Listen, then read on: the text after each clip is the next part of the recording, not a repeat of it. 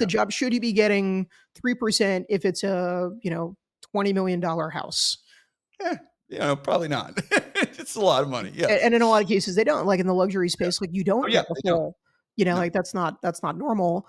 But again, like we're tying the value of the service to the value of the property, even if the service is not meaningfully different than something at a much higher price point or a much lower price point. And so for one of those, I do think that means we're going to see changes in the construction of these agreements going forward. I do think people are going to be a little bit more likely to negotiate those fees in, starting in August. We didn't get to that major date, but August 17 is the date that these NAR rules, the new NAR rules, will go into effect. And I think it's going to be a wild ass month, personally.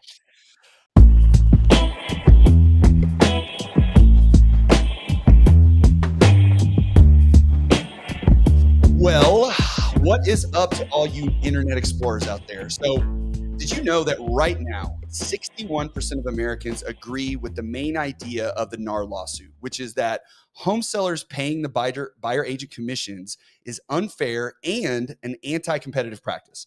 And 66% of would-be first-time home buyers indicated that they wouldn't be able to afford their agent's commission in addition to their down payment and closing costs. All of this according to a recent survey by Clear Real Estate. But you know what else, or you know who else's opinion matters? The Department of Justice. So what do they think about it? And what effect is this going to have on the housing market going forward? And oh, by the way, what role is AI going to play in all this as it's slowly taking over the world? Well, there's a ton of questions out there. And unfortunately, right now, there's not a ton of answers. So what do we do? Well, you've come to the right place. This is the Texas Real Estate and Finance Podcast, and I'm your host, Mike Mills, a North Texas mortgage banker with Geneva Financial. And my hope is to be here each week to sift through all the chaos and help you find your way in this ever-changing market. So on today's episode, we are here to help answer all those questions, or at the very least, shed some light on what's happening out there and make you aware of everything coming your way so you can prepare your business for success in the new world of real estate. And if anyone has a pulse on the housing market right now, it's today's guest. He's your inside man to the news authority for all things housing, and he's here today to spill the tea. So, however, before we start, I want to thank all you guys, the listeners. Our little podcast that could has reached over 4,000 people now, and we are growing by the day. And it's all thanks to you guys. Now, this is usually the spot where I ask for for you to like, subscribe, comment, and share. But today, I just want to say thank you. You guys have made this thing what it is and what it will become, and I appreciate it more than you know. So thank you. All right, let's get the show on the road. So my guest today is obsessed with housing, narratives, data, macro, micro, all of it. And he spent over a decade in newsrooms across every market in real estate and has a reputation for breaking big stories and shedding light on what industry insiders actually say and do, not just what they put in the press releases. He authors a widely read newsletter for mortgage professionals called Lending Life, and also just happens to be the managing editor for HousingWire, the country's leading news authority on all things real estate. So without further ado, let's welcome to the podcast our very special guest, James Kleimann. Hey, James, thanks so much. Yeah, I appreciate doing, that. Man? Appreciate you having me here. I really appreciate it. Yes. Well, thank you so much. This is a big deal for me. Like I told you guys, or like I told you before we started, I am a big fan of HousingWire. I'm on there all the time. I get a lot of my information on what I talk about on my show from there. So I appreciate what you guys do. Y'all are killing it right now and putting out a ton of great information. So if anybody isn't aware, if you're in real estate and you don't know what HousingWire is, then you really need to get out from under the rock. It's a free, they have free information there. There is a paid part to it as well, but I encourage you to check it out. There's updated stories every day about housing trends, rates. If you're real estate, mortgage, title, insurance, appraisals, it's all there. So if you want to know what's happening in our market, you have to check that out. And James is the guy curating all of it. Yes? Yeah. I'm assigning stories, editing stories. I'm reporting my own stories, mostly mortgage focused. And we're really trying to provide people the full picture, not just a little piece of what realtors might care about or what loan officers might care about, or maybe an appraiser.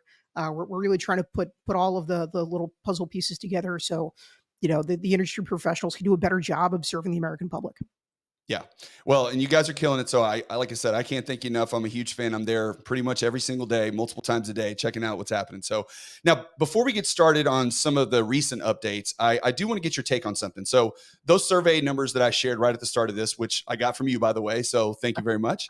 Well, there was a few that I left out, and it was that 82% of realtors believe that these changes will ultimately hurt home buyers, which I personally agree with, and that 42% of agents think that it'll ultimately hurt home sellers also, which I can somewhat see as well.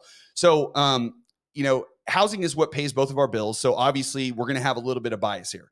But that being said, I want to know your opinion because you look at this all the day, every day. Why is there such a disconnect between what consumers believe about the results of this lawsuit and what professionals in the industry thinks? And if you were a realtor right now talking to a buyer or seller, what would you tell them to try to help bridge that gap a little bit? And why are we have such a disconnect? I want to be very measured in how I respond to this Sure. because I think it's a really important question. The first part of it is this is just one survey. It's by Clever Real Yep. Estate. I have no reason to think that it's not done with the absolute highest integrity. It's just one survey. It is not, It's a sample of people. exactly. It's a sample of Yeah. people. I do think, given just the dynamics of real estate, right? So most people are probably only going to transact a couple times in their lifetime. The average person just doesn't really know a whole lot about the ins and outs of real estate, of Yes. buying and selling a home. Most people don't know what, BPS stands for, and nor should they, right? Like that's okay. But I think the reality is they probably read the headline, and they probably read the New York Times story, and they probably, maybe saw something on the Journal or wherever, in big media. Maybe CNN had a report, and they Mhm. probably just gleaned from whatever that headline was and said, "Oh, okay, well, what's actually happening now is if I'm buying a home, then I need to pay for my own agent. And if I'm selling the home, then I no longer have to pay for the buyer's agent. And Yeah. that sounds fair to me." And going a couple steps further and thinking about all of the implications of the settlement agreement through Sitzer and Burnett, it's a lot. It's complicated. There's still a lot of things that haven't really been determined yet that we don't even know. And you and I, Mike, are in the business, so to speak, right? And so if we don't even know how some of this cake is going to be baked, why would anyone expect the average consumer who's probably not buying or selling right now to really understand exactly how to do it? Now, if I were an agent or a loan officer, I think this is a great opportunity. And the Mhm. reason is because you can fill the void. There is so much misinformation. There's disinformation. I think there are a lot of people who want to manipulate the situation for their own purposes. And just there's a big void here to be filled. And so if you're able to come to the table and say, as a buyer agent, here's what I'm going to get you. I'm going to negotiate, like an absolute shark at the poker table. I'm going to, be armed with all the data locally, countywide, regionally, whatever is pertinent to that home seller and the decision that they make, in terms of listing the price or the approach they take in marketing. It is, I know this is so cliche because everyone has said it now. It really, no joke, is the time to explain why you're valuable, why anyone should trust you, why anyone should be working with you.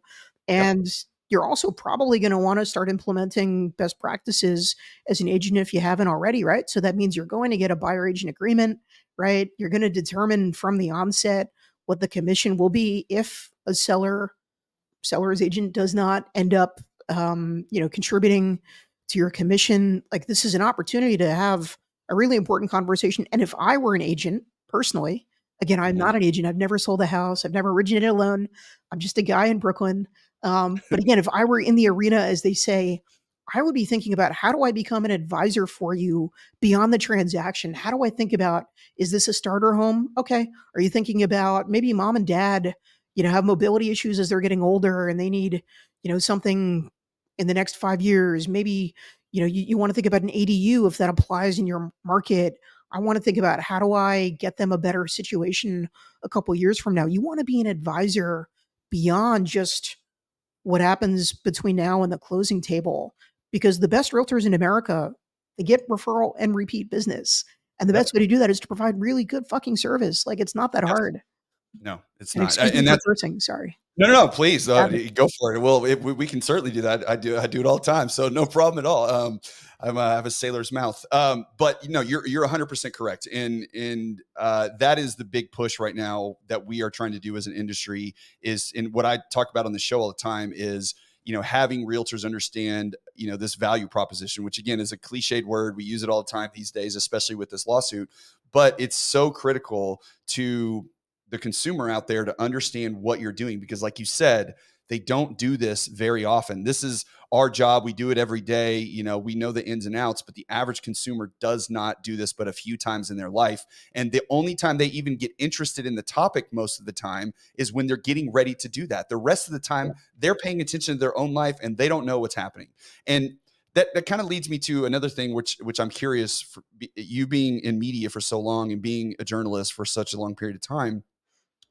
Why do you think the corporate narrative is such that, because when I read the New York Times, when I read, the Washington Post and see these headlines out there, it's talking about how renting is the new trend and how the next generation can't wait to be mobile and rent, and how housing is affordable, and you're going to save so much money now that realtors aren't getting paid. These are the stories that I see. And so I'm curious, if the general consumer is consuming this and they're seeing this stuff, of course that's what they're going to think. Why is that section of the media giving that story out so much, if we don't feel like that's actually, we don't know, but those in the industry don't feel like that's where it's actually headed? Why is that happening?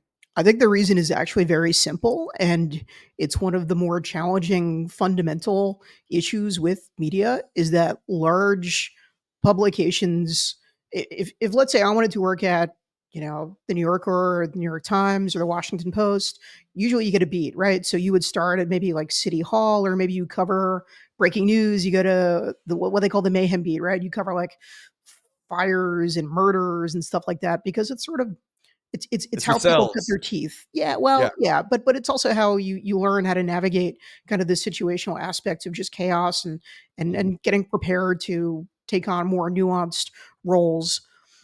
And then you gradually climb up and you take different opportunities in different beats, and maybe you even end up getting into business reporting, right? And business reporting is, I think it's the best there is.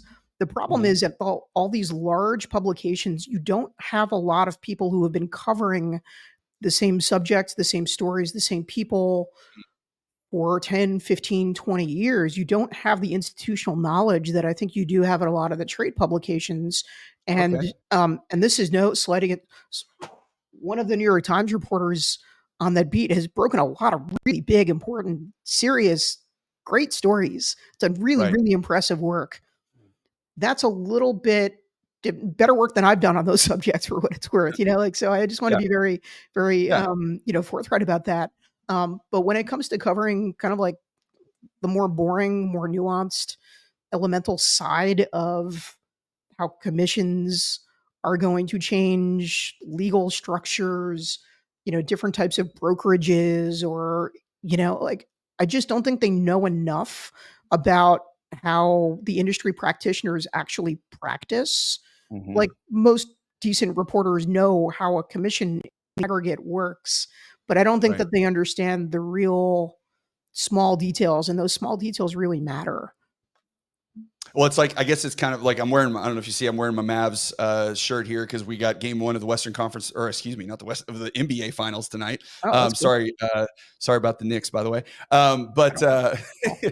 okay. Well, but my point is that you can have people that don't pay attention to basketball at all, and then they tune in for the finals, and then they have a bunch of opinions and thoughts about how it's going, Sure. having no previous information about how the entire thing had progressed to that point. And you're kind of like, okay, well, I appreciate your insight, but at the end of the day, you're not in the weeds with us every single day on this stuff. So you don't really have great, I mean, and that makes a lot of sense. You have to report, they have to have people, talk about these stories because they're relevant and out there. But Mhm. a lot of the people talking about it aren't necessarily the authorities on it. They're just doing their job, basically. Right. Yeah, I mean, it would be the equivalent of them covering whatever, like, the divisional, Right. through the finals is, and, like, you get to know some of the main players, you get to, like, pretty early on who the stars are, right? Like, a lot of that stuff is pretty obvious, but you probably don't know the assistant GM. You probably don't Right. know, that, like, oh, they were ravaged by injuries during the regular season, but a lot of those key players are back, or they've really started gelling, or they're really good at, threes now, or, like, their pick and roll has really gotten better over the last couple, like that sort of thing you notice because you've been following the progression for a long time. And, that's one of the areas in which I think there's a big advantage for being a trade publication, or being someone who's, like, I've been covering this for 10 years now, Yeah. like news of the NAR lawsuit is something that I've been thinking about since 2019.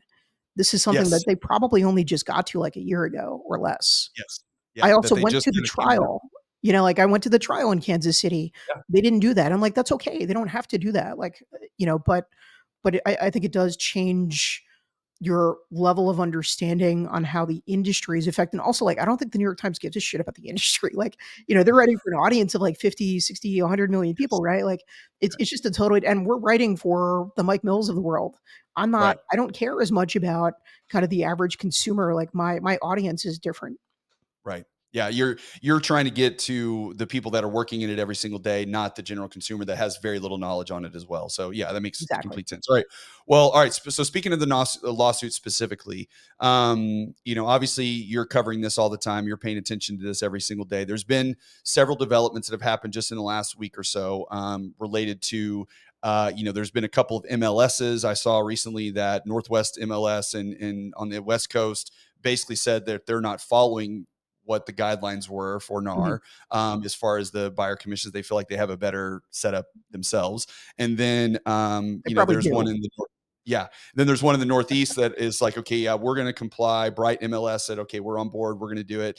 And then, slowly but surely, and this is really where I'm going with this, the Department of Justice has started to give, there's have some attorneys said this at this particular trial. I've seen little blurbs here and there, and I get the feeling, and I've said this from the beginning, but it hasn't come to fruition, and I hope I'm wrong, is that, I feel like the Department of Justice is kind of dancing around the idea that they really want to throw their hat back in the ring again. They're opening this case back up, and then they want to completely decouple, Yeah.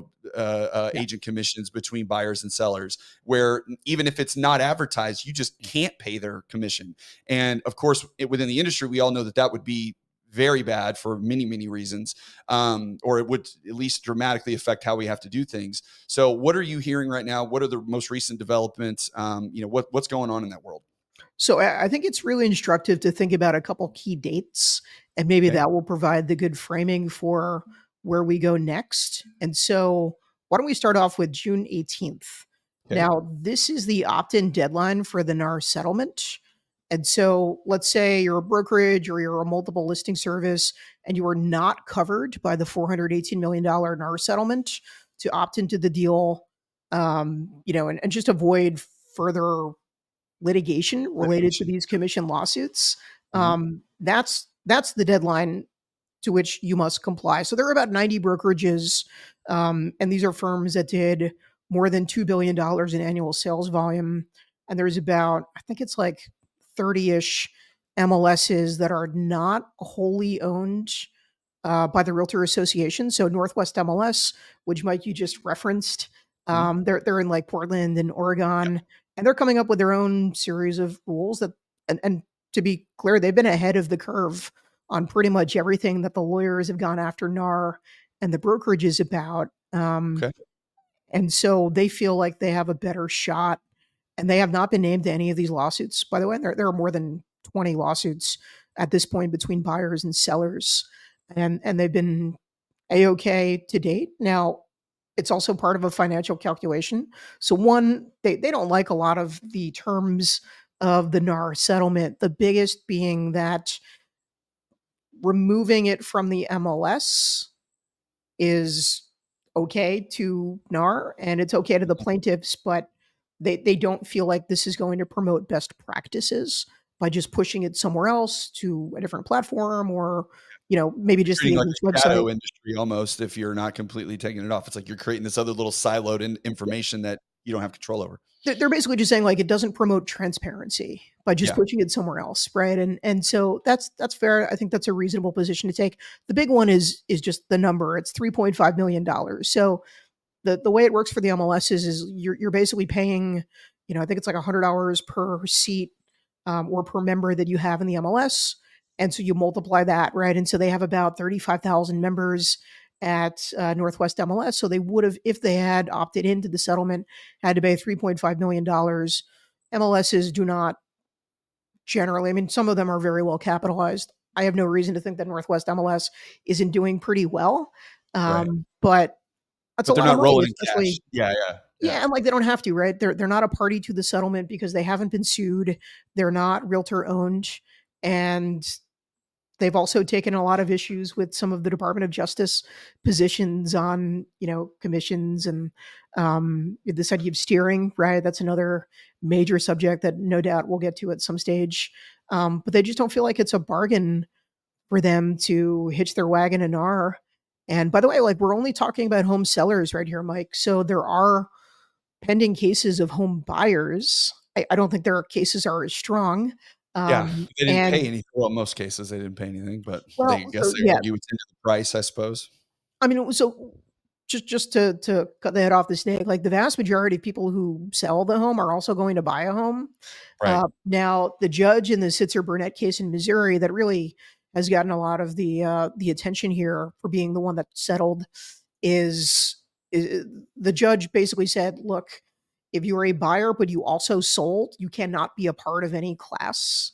So this is only going forward. So whatever is covered under the $418 million settlement with NAR, that's pretty much done. I mean, it's not finalized. That'll be probably going to take place in November. But the Okay. first upcoming date that I think people need to look to is June 18th. So we're going to Yep. figure out which brokerages are going to be opting in, which MLSs are going to be opting in. Now, the next major dates are June 20th or potentially the 21st. So just a couple days later. And this is the deadline for the Department of Justice to weigh in on several of these court cases. Okay. And as you rightly noted, they've kind of been, I don't want to say wishy washy about it, but they've said, we want to be very clear that we don't support just moving it off the MLS, but they have Mhm. also not made any indication that they're going to intercede in these cases. And, for Sitzer Burnett, like they could write a statement of interest. They could basically write like a nasty letter and say, we don't Yeah. like this. We think you should stop this. And the judge can basically say, yeah, don't care. This is a totally reasonable agreement between the plaintiff and the defendants and noted like kick dirt, see you later. Yeah. Thanks Um, for your opinion, but pound sand. We got it. We got it. exactly. Now they Yeah. have taken interest in another case out of Boston called the No Select case. Mhm. They've Familiar? also taken interest in a case out of Illinois. And I think there is a very good chance that the DOJ doesn't ultimately send any statement of interest or try to get involved in these actual cases. That's good. But yes, but there's a big asterisk here. And the big asterisk is the Department of Justice recently won a really major case that allows them to open up their own investigation against NAR and some of the practices. So if the Any practice time there's a limit on that? anytime, yeah, I mean the Do you think just DOJ, the fact that we're in an election year has anything to do with any of this? yeah, of course I do. Yeah. Yeah, Yeah. I mean, even the most cynical person has to think that there's certainly good You don't reason to wanna think. ruffle too many feathers, right? You don't wanna piss off too many people, especially in, such a big industry like real estate by going and messing with their stuff when you need them to go to the polls and vote, right? Well, I think there's this sort of image, and it's a false one because we know that the vast majority of real estate agents, one, they're part timers that maybe Mhm. do a couple deals a year or fewer, right? And in recent times, in a lot of cases, they've done zero or one deal over the last 12 months. And these are often like the PTA mom or, somebody who got their license because they wanted to do deals on their own or, all kinds of kind of random part timers in the industry. And then you have the full timers, right?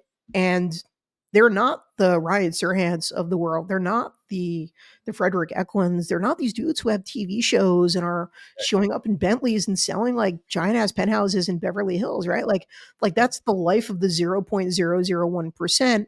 But I think there is a perception that you're a full-time real estate agent and also like real estate want to project success, the agents. Yep. So I think they also like in some ways play a role in why there's this perception that they're, you know, They're flexing a little too much. They need to slow down yeah, a little bit. maybe, right? And I think they're a little bit more like Annette Bening in American Beauty, right? Like, you ever see Yeah. the scene? She's staring in the mirror. She's got these like little. She's talking to herself, and she's like, "You will Little sell this house today. affirmation. You will sell Yeah. this house today." Yes. And I think that's more representative of the actual agent I agree. experience of a full timer. But again, like my point being, it's not popular to think that the agent is just this like everyday PTA soccer mom who's out there trying to help people buy a fucking home. Like the Department of Justice and I think a lot of the agencies see this framing as a large cohort of these agents have been stealing from you. They've been stealing from sellers, they've been stealing from buyers because they're getting these commissions that are 5, 6%, and it's not deserved because they're just cashing in on the equity that is accumulated, and that's your hard-earned money, right? Like, that's the market that has benefited you, and, like, why should they be taking, $30,000, $50,000 out of your pocket when the job actually hasn't changed meaningfully in the last 20, 30 years? I don't Yeah. think that's strictly accurate. I do think that commissions are higher than they used to be because the equity positions are higher. Like, that's math, right? Like, Yeah.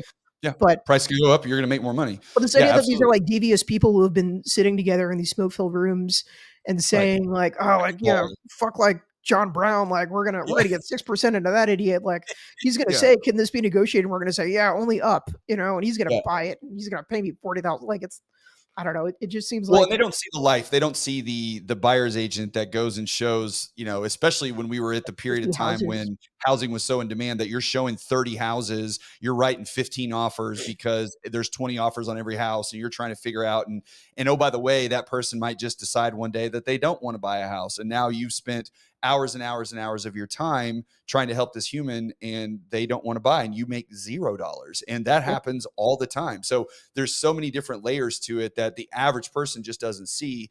And unfortunately, now I do think there's an argument for, is 3% of $500,000 and 3% of $200,000 when the job is very similar, not the same, but similar. Is there a little bit of, something there? Yeah, maybe That's so. a And I totally think, reasonable question. Yeah, I yeah, have I no think issue that, with people picking nits at that one. Like that makes yeah, sense to me, right? Like is the yeah. job should he be getting 3% if it's a $20 million house?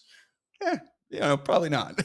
It's a lot of money. Yeah. And in a lot of cases, they don't. Like in the luxury Yeah. space, like you Oh, don't yeah, get the they don't. full, No. like that's not normal. But again, like we're tying the value of the service to the value of the property, even if the service is not meaningfully different than something at a much higher price point or a much lower price point.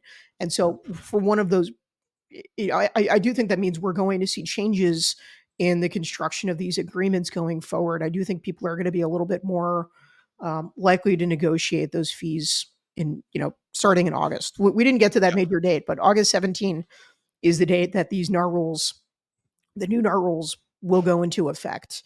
And I think Yeah. it's going to be a wild ass month, personally. I very much agree, and I think the reason for that really is, and this is a function of what the market's been, not a function of people's ability to have this conversation. But in the past, when you're meeting a buyer calls you and says, "Hey, I want to go look at homes." As a realtor, you're like, "Great, let's go look. When are you available? Here's the times. Here's the houses. Let's go check it out." Right? It's You're great. Oh yeah, I want to help you. Let's go do this. Okay. Well, now before you go show them that first house, you have to have a rep agreement signed, Yep. and you have to have it completed. And in that rep agreement, it has to say how much money you're going to make for their service. Okay, or for that agent service. And in that agreement, it has to be specific.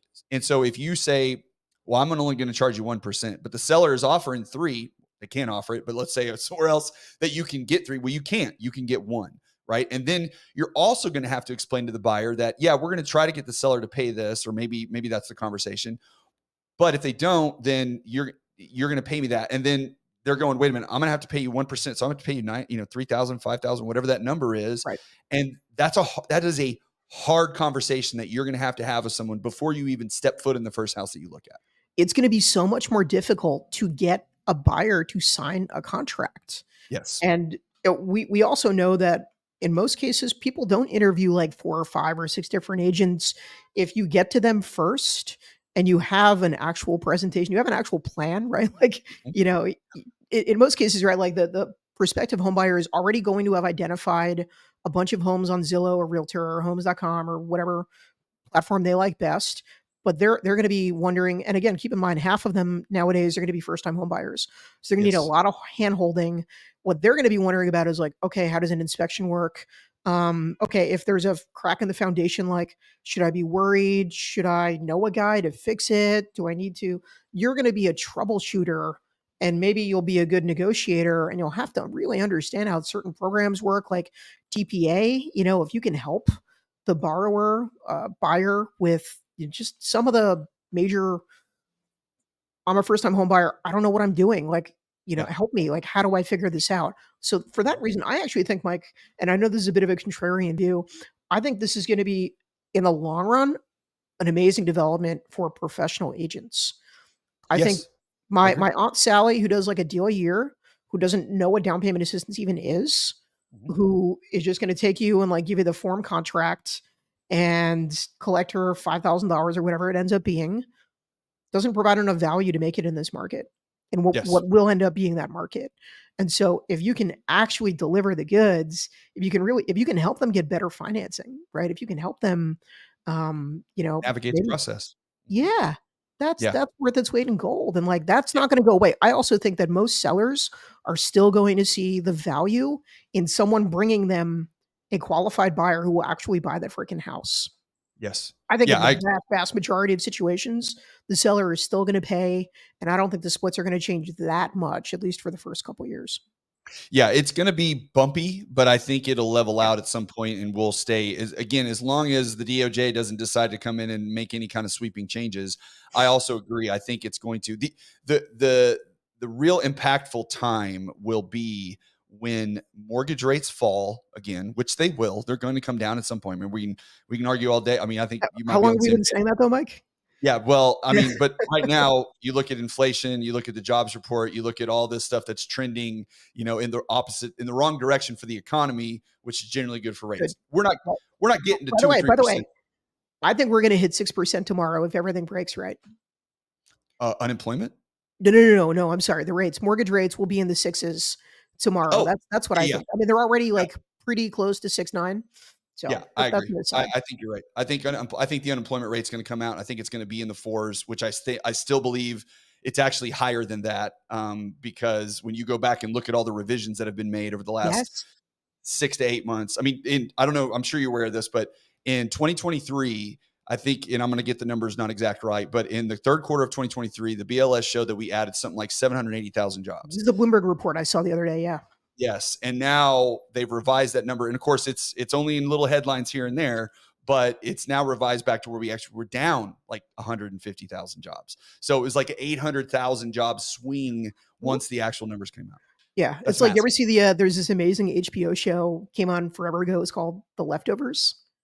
Yes, yes, It's so yes. good. Anyway, it's just like people randomly disappeared, it's like that for the jobs Yes, they report. just went Just away. Nobody knew what whoop, happened. Yes. yeah.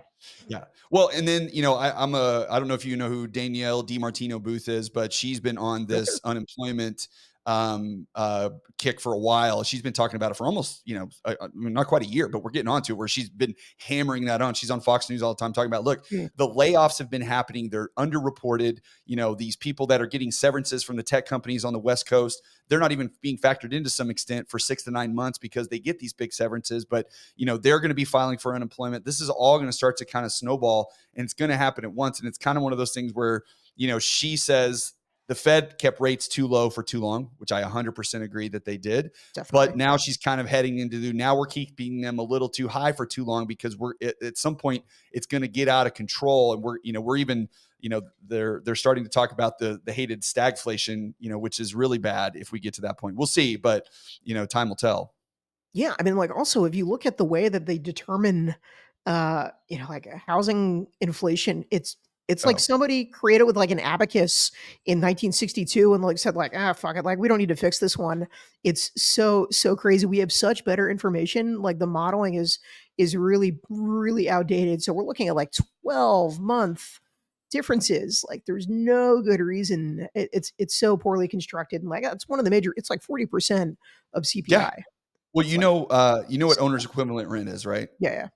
So the for I anybody think that my doesn't know house what is worth this. Like, it's what I'd yes, get on the it's market for the renting. most It's so crazy. insane. If for anybody that doesn't know what owner's equivalent rent and owner's equivalent rent is a big piece. It's like 30% of the housing, 30 or 40% of the housing number that's factored into the CPI. And all it is I don't know if it's a phone call, an email, I'm not sure even how they get the information, but they reach out to owners that are It's not probably a real estate fax. professionals. Facts. Yeah, Yes. they're They're probably fax. not real estate professionals. They're Carrier not pigeon. landlords. They're not investors. They're just some dude, and his wife, she's a teacher. He works at Lockheed Martin, whatever. And they say, hey, if you were going to rent your house out today, what would you charge for rent? no context whatsoever. And if they say, I charge 5 grand, well then, okay, cool. So your house is now this rent, this owner's equivalent rent, because they don't factor in mortgages into the CPI numbers. So this owner's equivalent rent, which is kind of substituting that, is just somebody's opinion on what they think they would rent their house out. That is a ridiculous statistic. Like, how can you use that to tell the American people that inflation's gone up this amount, over an amount of time? It blows my mind. It still Yep. does. And these are the Statistics. things, Yeah. yeah. What do they You say? play with Damn numbers. lies, right? Mm-hmm. You can just mess with numbers all you want. So, all right. So, obviously, when August 17th hits, it's going to be crazy for a minute. Things are going to get a little wonky. Let's assume that we stay on this trajectory of rates. Let's say by the end of this year, rates are in the sixes, right? Whether it's 6.5, 6, 7, whatever it is. But Mhm. I think overall, right now, everybody's kind of thinking that's about where we're going to be, because I don't Mid think sixes. we're not going in the eights direction. We're headed in the sixes direction, if anything. Yeah. Okay. That sounds reasonable to me. So, what do you think? Where does this push the market? Because what I was saying a minute ago is I think that all of this shifts if rates do come down to, say, low sixes, maybe even fives, and now the demand picks back up again, because not this year, but maybe next year, the demand picks back up again because people are like, okay, it's not 8%. I can buy a house with this. I don't want to get out of my 4, but I got to move, right?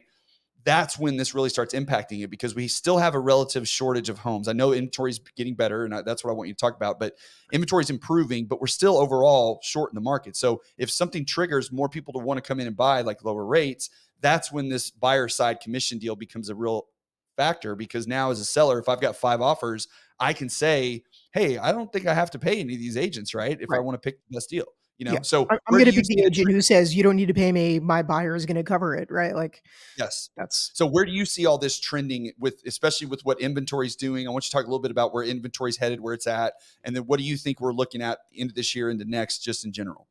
So the good news is inventory is getting better. The bad news Yes. is it's not getting that much better. It's like, okay, we had a really shitty 2023. We still have kind of a shitty 2024. And like, Yes. I mean, there's some solace in knowing that it's picking up, and it is picking up in the states where we're adding the most number of homes. So it's Mhm. Florida and it's Texas, and they're leading the way. And I you said you're in North Texas, right? You probably have a million former farmland areas and just like the exurbs Yes. that are booming with homes from D.R. Horton and Lennar and like, anywhere you go, right? So my parents ended up moving down from New Jersey down to the middle of nowhere in North Carolina. They're just building on old tobacco fields and they're charging 450 for these new homes, and people are moving, a lot of tax refugees and people like that, right? So we are seeing inventory, but it's unequal, right? So when I say that inventory is coming back online, it is improving in nearly every single state, but Mhm. it's not uniform. And so where my parents are in Clayton, North Carolina, it's a suburb of Raleigh, they're probably going to continue to get, you know, 15%, 20% more inventory over the next couple years. Right. That's great. That matters. Like, it really does matter because it offers people more options. If Mhm. I live in Boston or a suburb of Boston, that doesn't help me much because Yep. they're building at such a phenomenally low rate that will never catch up when you think about the housing formation numbers, right? So we still have a structural shortage of at minimum 1.5 million units at Yes. minimum. Like, that's Yes. probably a very rosy perspective from Freddie Mac. I think it's probably closer to 4 or 5 million. We also know that immigration, there's credible reporting from the Congressional Budget Office that shows that immigration has actually been much higher than has been recorded on census documents. We're Yes. probably at least a million lower officially than what we actually have here, what the need is. Now, a lot of those people are going to be in areas where there are jobs and where there are opportunities, right? And so, um, Texas is going to be one of those areas. Florida is going to be one of those areas.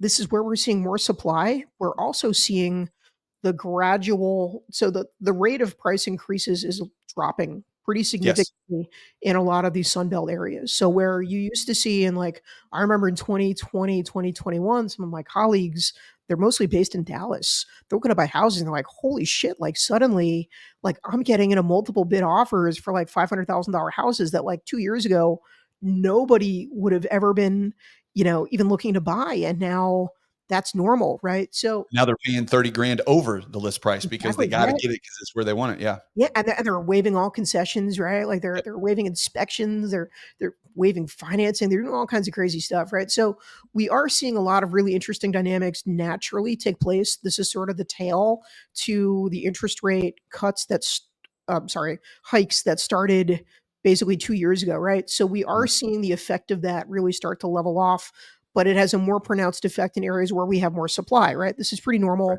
mostly concentrated in the Sun Belt, but we are seeing small improvements in the Northeast, in the Midwest, on the West Coast, but it won't be at the same pace that we see in the Sun Belt. So that's the good news. In the macro sense, if we do run into a scenario where we're down to rates of being in the low sixes, even mid sixes, I think that opens up a lot more channels for demand. Think about I think how so. many possible borrowers you probably have on your CRM, Mike, that like expressed interest a year ago, and you said, "Hey, man, like here, James, like you can afford a house for $600,000," and now, even a small like I don't know, let's say 100 basis points difference, and they can't get anywhere near that, Well, right? the So psychology of having a 6 in front of it versus a 7 in it's front of big. it, Yeah, it's big.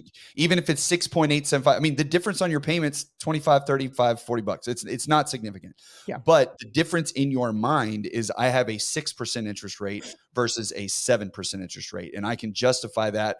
I can rationalize it however I want, right? That's what they're trying to do. And so that is going to make a shift and going to make a difference. And if you're already in a somewhat undersupplied part of the country, and which a lot of us are, then you're going to see like there, even in North Texas, right? We have cities like Frisco, Plano, Allen, like far North Dallas. mhm, If you want to buy a house right now in that part of town, you are going up against multiple offers and you're paying over list price. That's just what's happening, right?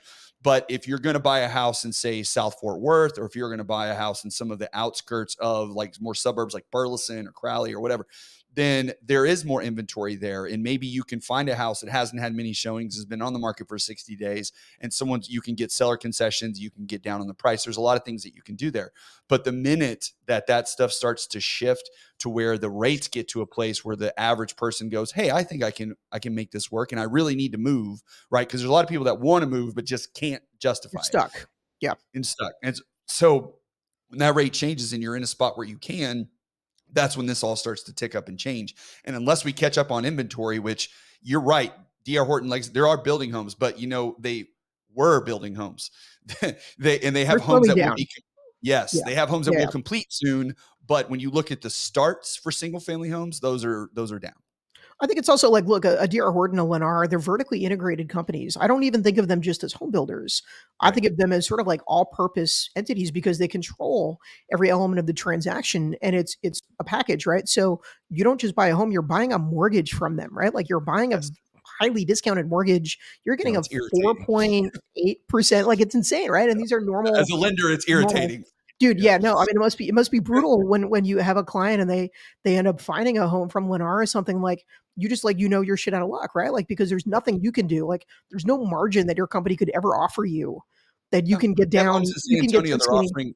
They're offering like 4.5% on homes in San Antonio. It's like, Yeah, what are man, you like, had? so what are you gonna do? Like, are you gonna go into your pocketbook and pay your borrowers, like, 7 grand just to make nothing? Like, no, it's never You gonna can say, hey, happen. it's built into the price of the home. That's why you're paying, but it doesn't matter. It's here's my rate. Here's how much cash they're going to give me. I don't care that I'm paying $20,000 more. It doesn't matter. It doesn't Yeah, mean I mean, anything. like, they kinda juke the stats, right? So, like, is it ever really a $500,000 home? I mean, if your cost of financing is so low that you can, feel pretty comfortable that you don't even have to refi for the next 10 years, like for you as the borrower, Yeah, all that matters is your monthly payment, you know? that's right. So that is then a $500,000 home. And so then they set the market, right? And they don't price cut on those homes. So they set the market in Frisco or, I know Yep. they're big in San In that Antonio, right? neighborhood Like, because they have other homes in the exactly. neighborhood that they built and And they got sold, to and keep the comps they're up. yes, Yep, yeah. exactly. Now I That's know all a built. lot of LOs hate it, but there's really nothing they can do about it. I mean, the best thing they can do is hope for, rates to come down and for more sellers to be move up buyers. Like we basically don't see move up buyers anymore. I know that they exist and they certainly exist in areas where there are more jobs and more opportunities. And look, people have kids, right? Like my wife and I are having a child in a month, and like we would be kind of the classic case of the move up buyer if we Yeah. were looking to buy a home. But um, there's just not a lot of them who are going to give up the rate of 3.5% or whatever it is. Yeah. And you just have to hope every year you just get a couple more and you kind of fill it in with first time home buyers. Yeah. Yeah. And that's really and truly like one of my, call it a fear, but one of my bigger concerns with all of this housing affordability, lawsuit changes to commissions, all of this kind of stuff is that the person or the average American that is eligible and able to purchase a home is shrinking more and more and more every single day. And it's Mhm. that's the biggest concerning trend for me. It isn't, where rates are, it isn't about how people get paid. It's that the path to wealth in this country has always gone through home ownership and has been that way for 100 years. And now we're starting to see that path narrow down for most people because home prices are too much, incomes are not keeping the pace with the cost of everything, and the just the ability to save money for a down payment or closing costs or whatever is, it's not impossible, but it's really really hard. And if you don't completely trim down your lifestyle and change everything that you do, I mean, just going out to dinner, I have a family of 4 to go to Chipotle in Texas for a family of 4 Wait, how much is is it? like, it's almost $90, Get to go have, out. yes, with 4 Chipotle? burritos, 4 drinks. Yes. I mean, each burrito's anywhere between $15 to $20. You can skinny it down to like 11 if you just get, if you want to add nothing to it, but yeah, it's 80 to $90 for 4 drinks, 4 burritos, Yeah, with just McDonald's a is few. insane now too, right? Like, That's, I don't eat at McDonald's, but like that's a it's insane. that's a big yeah, that's So all difficult. that stuff is causing people to just, and that's why you see that, oh, well, Gen Z wants to rent now and they don't want to own a home. Well, part of the reason is I they don't think can't. that's true. And the household formations, well, the truth is I think at least is when you look at household formations, it's people are getting married and having kids later. It's just what's happening right now, right? So the feeling of wanting something of your own, and you're going to experience this if you haven't already. I don't know if you have any other kids, but if this is your first, is this your first? No, no, this will be my second. Okay. So then. So once you have those kids, now you're like, okay, I gotta anchor down somewhere because my responsibility to these children is to make sure that I give them the best life that I can. And that isn't walking the earth like Kane and Kung Fu, going from town to town getting adventures. Like you gotta stay where you're at.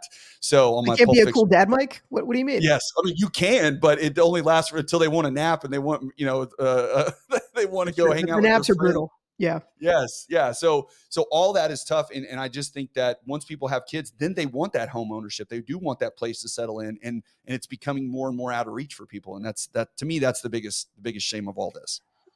Yeah, I mean, look, people complain to me all the time about having to go skinny on comp to get a deal done as a mortgage loan officer, or having to take a smaller commission to because their buyers just don't have the cash if the seller won't pay it or the seller's agent won't pay it, and so Yeah, that's a concern, but I think the bigger concern is exactly what you said. Look at the existing home sales trends. They're way down. They're yeah, going to continue to go down for a couple years at least. We are yes, not resupplying to keep up with the population density, with the trends, with inflation is killed a lot of potential home deals, and we have to build. The only solution out there, I think that there should be more innovation coming out of the White House. I think Congress needs to step up. I think the industry needs to do more to talk about the actual value that they provide. yeah. But why don't we have 529s for saving up for a down payment, right? I love it. Yeah, Right? no, I mean that's yeah, Capital absolutely. gains. Think Mhm. about like changing the capital gains rules when selling a house. Right. Yes, I know that a lot of people think it's unpopular to give more money to investors or landlords or whatever, but hey, guess what? They collectively own a lot of real estate, like yeah, 20% in some cities, in some areas. Incentivize them to sell those homes, right? So yeah. again, like there's a lot we can do, but it just feels like we're kind of slowly slipping, and it's really hard to crawl out of that hole. Yeah, and there's the only solutions that they're coming up right now is a lot of buy side incentives, Yeah. unfortunately, which is not what we need. We need sellers and we need builders to be incentivized to create more inventory because that's ultimately the only way that we get prices to come down. It's the only way that we solve this problem is more homes, and that's the Yep. only way. And maybe it's different style. Speaking of innovation, because I want to be cognizant of your time. We're almost up to our end here. We went through fast, but. Speaking of innovation, is there anything that you see in the realm of AI that is going to really change how we do things in our industry that you're seeing starting to move forward a little bit? I know that you guys have you're adding sections to Housing Wire about this, and y'all are having an AI summit in Dallas, which I'm Mhm. going to be attending myself. What are you seeing in that world that is going to be impactful, over the next couple of years? Because this stuff's happening quickly and it's happening right now. It's happening so quickly. I mean, it's something when I joined Housing Wire in 2020, I don't even think I wrote a single story about AI, like, Yeah. or at most maybe one or two, right? And so in the last 4 years, it's really picked up. And I feel like 2022, late 2022, early 2023 is where we saw a lot of breakthroughs with ChatGPT and some of the other kind of leading services out there. I think the potential is really, at least for mortgage, mostly related to operations and creating efficiencies. And it's no secret that mortgage is like a horrendously inefficient business. Like I the have no the idea. the retail lenders that are not very efficient, the bottom 25% of retail lenders, it costs them about $16,000 on average to originate a mortgage. The best 25% are at about 7 grand, Yeah. which is still, I mean, It's a lot of and money. a lot of it is also like, also if you really break it down even further and you figure out where is that cost coming from, it's almost all personnel. 2/3 of it is Yes. personnel. Mhm. So if, let's say, again, I'm not a loan originator, but let's say instead of having a loan officer assistant or someone in processing, Closer, processor, closer funder, processor for, yeah, underwriter, setup person. There's all kinds. there's a lot of jobs. I don't think a lot is going to change over the next 2 years, 2, 3 Mhm. years. I Mhm. think we're gonna start gradually seeing these engines get a lot smarter. And I mean, machine learning, like, how much of Fannie and Freddie and Ginnie is it gonna take for them to just start using to train these operators on DU and figure out immediately, does this work? Does this require buyback? I know that they're already using AI to determine when loans need buybacks, Yeah, I and saw the that's, the article you wrote or the post that you put on LinkedIn about that. Yeah. yeah, I mean, scary for lenders, but again, like, the same technology is available for them to create efficiency. So, like, here's one very low hanging fruit thing that anybody can do. You can train, uh, AI to sort your inbox, your email inbox better, to set Mhm. better reminders for you, to set better habits for you. You can create systems. It takes 20 minutes to do. Um, and like, those are small efficiencies individually, but I think the ability to have a platform that you use every day, maybe it's Slack or, like, whatever people use to kind of control the flow of information, if they can have an AI generative tool that is able to just handle a lot of the rote tasks that add Yeah. up over time, I think you'll create efficiencies. Will it be $7,000 worth of efficiencies or $10,000? Probably not. Yeah. Um, but again, like, in the next couple of years, we're going to see huge advancement because they're just going to have been trained on so much more data, and ultimately, most of what these people do is data focused. Yes. Yeah. And I mean, really and truly, the technology for more or less exists right now. It's really a regulatory hurdle, is really what we're talking That's about. a big Because one. Yeah, yeah, because I mean, today I can a borrower can fill out put all their information on an app online and put everything there. Within that app, I mean, you have to give certain authorizations, but we can pull your credit, we can pull your bank information, we can pull your IRS tax returns, we can get your verification of employment. All that's done electronically. You don't have to email or call. Now, some people, there's smaller businesses and versus the big companies that may not be on the verification network and things like sure, that. But there's always going to be a little inefficiencies along the way. But if all that data is correct, because right now what an underwriter does is just basically verify that everything that I put in there is right. That's it. yeah, Because the desktop underwriter is going to tell us, yes, this is a good loan, or no, it's not. All it's saying is, I need you to verify that all the data in here is correct. That is the job now.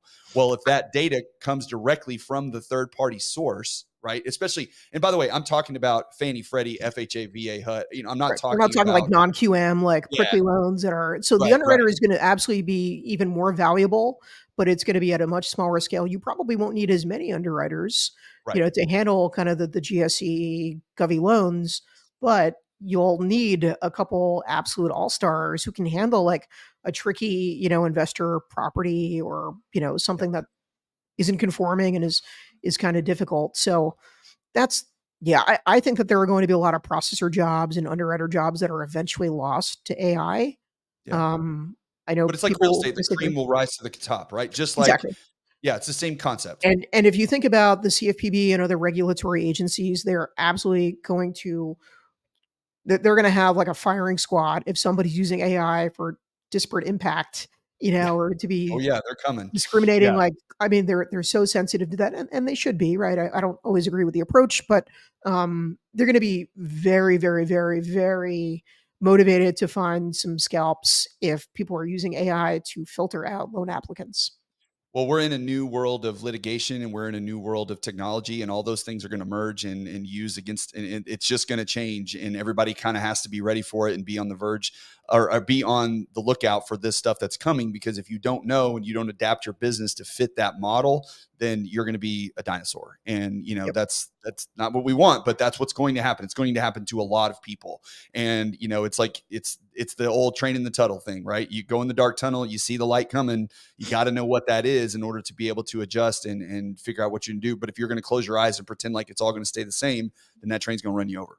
You're going to lose the job not to AI, but to someone who knows how to use AI. Yes, exactly. Yeah. Exactly. Well, we're almost out of time, so I want to thank you so much. There's so many more things I want to get to with you, but you're a busy guy, and I can't thank you enough for coming on and sharing a little bit of your brain with us today, because this is the kind of stuff that, especially like for my audience, I really want them to understand, hey, these are the things that are coming, good, bad, or indifferent. This is what's happening, and you need to be aware and you need to adapt. And you guys do a great job at Housing Wire with all the information that you put out. If you are in real estate at all, if you do anything, title, appraisal, mortgage, lenders, or excuse me, agents, that is your go-to for all these things, because it is, well, first tune into the podcast and then go check out Housing Wire, because there's so much information there. That's where I get a lot of my data. So James, I really appreciate it. Just let everybody know where they can find more of your stuff if they want to dig into it a little bit deeper. Yeah, I mean, it's housingwire.com, and we're covering the whole landscape every day. Well, with rare exceptions, Saturday and Sunday, we don't really do a whole lot on those days. But and you can also check my stuff out on LinkedIn. I'm at James James Kleimann, Kleimann, and I do a lot of deep dives on LinkedIn, and even inject a little bit of my own perspective in there that doesn't always make the articles. So hope to see you guys on the internet. Yeah, go follow James. He's great. Ton of information, especially if you're in this world of real estate. So please check him out. Thank you to everybody who stuck around. A lot of y'all get this on your audio side from Spotify and Apple. So please join us again next week. I'm actually going to start a new series coming up soon where I'm going to be featuring an agent from Dallas, one from Houston, Austin, San Antonio, and we're going to do a deep dive into their market, a little 20-minute hit on what's happening in that area, where home prices are, what kind of trends are occurring. So if you're living in those metropolitan areas, then we're going to have a guide for you once a month that you can get a good idea of what's happening in your market. So stay tuned for that. And then I will be back next week. We'll be doing a little bit of youth finance, which we'll get into. We had a series going with that. Bring my daughter on. We talk about how to help your kids understand how to use money. So I hope everybody has a great weekend. James, thank you again for joining us, and we'll see you guys next week. Thanks so much.